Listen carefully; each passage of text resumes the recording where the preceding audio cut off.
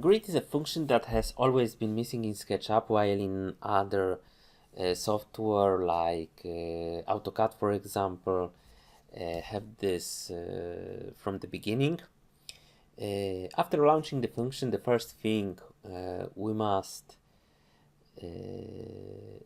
obviously set up is what dimension a single square should have. I will set it, for example, for 1 meter.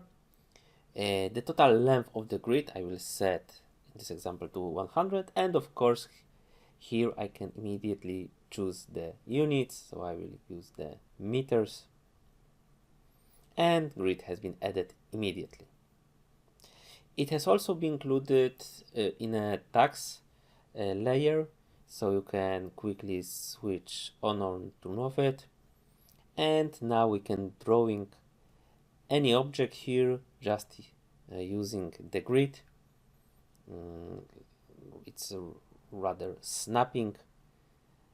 Always snap some dimension which is set by the square of the grid. And the very useful function here is always to switch the view. And now with the grid we can just start draw various types of designing elements,